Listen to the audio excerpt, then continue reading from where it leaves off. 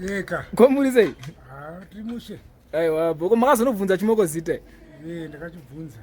Chakati chinonzani? Sylvia. Makanyora pasi? Ndakanyora pa ndikanganwe zvangu. Mwaira muchari kanganwe. Aiwa, but chakabatana zvacho handizvo. Aiwa, wakabatana. Chimoko chakabatana? Chakabatana. Oh. Because toda kuzochionawo futi chimoko ichi. Aiwa, chinoenda kubasa ka. Oh, saka chibatike? Chinotobatika kuma 5 to 6. Oh, ipapo munongoya nacho kana chadzoka? 5 to 6 pamwe maweekend ndopa tinomboyawo tango 4, half 3 and above. All right. Aiwa bo, saka tenda katongomirira kuchongochiona chimoko ichi. Aiwa. Otherwise madhiri bo. Aiwa, madhiri ari bo. Ndakanzwa kuti hanzi ngoro yanga yaendwa nayo. Aiwa, zvanzi ngoro zvokungoda kusecha munhu. Mukomana iwo anongoda kusecha saka wanga tori wrong iwapo. Vakauita sei? Chii chakaitika? Vaida kuti tumasensi tonenge ndatongopiwa totumagrafu tatinoita hanzi tipewo mari iwo aita mari stereki. Saka tavada kubata ngoro asi achitipa ngoro. Saka ndopanda tongoona kuti ndatongozviziva chete kuti vanhu vada kundisecha. Saka ndo zvinhu zvongonetsa chete. Saka ngoro yakazotorwa? Hapana zvanhu zviri ipapo.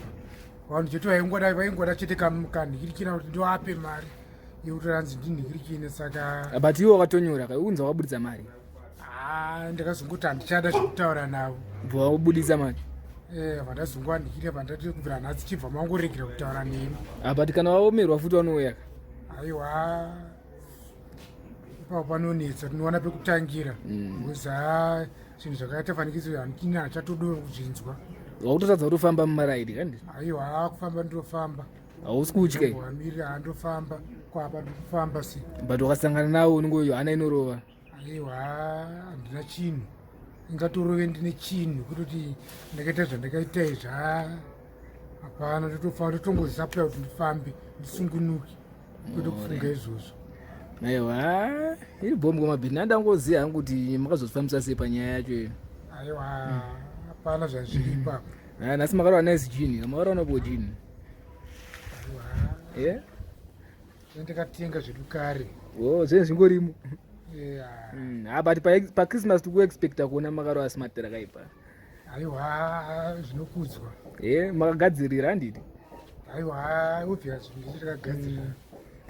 Aiwa. Iri bomu kumanguviri. Saka makazotora chio? Pane bhesi ravamwe amai vangu vakasiya mari hamhini vemuna 30. Samanje vangu vachingoti bhesi saka ndafunga pamwe imetresi chete. Saka pandotodai so totoona inguva chitotokandi munhu need help. Right. But bhesi rafa unonge riri rako kai? Wakazita sei? Bhesi usiya vanhu muna 30 vachivazora mabhesi muripo? Pana vanondipa mabhesi repana pandazomboriziva zvangu. Igood bhesi kai? Handikutozvionawo ipapo. Ndiwafanira kunge watinda naromba kwenyu? Dai vanhu vakagara vachingoti fola pamudai ndakazviziva kare. Ndanga riripo pesa panga usingaroni? Unenge chingori pamwe zvinhu zvepamba handizotarisa zviroti pamwe chinhu choda kubuda chinhu choda kudii. Vandai vanhu vaingoramba vachindisupply kutoti chinhu tiri kuchida here pamwe dai ndakabva ndatozvinotisa.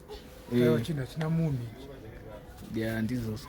Saka pamainotakura uri one here because ndisana ndatouya kuzoona kuti ndicho need help. Ngokwidza chitapa ndozondosvika naro. Alright.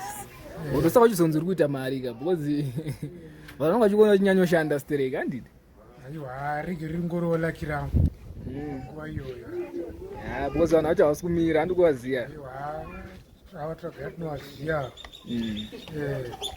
Havasi kumira vanonge vatori munzara. Ndozvandakatoonawo ipapo. Alright, iri bo Mr. Bid ita henyu yamuri kuita handiti ka? Sure iyo. Tobatana next time. Aiwa, but chimoko toda kuchiona. Aiwa, ndichachizivisa. Mati chinonzani Serevita chinonzani? Sylvia.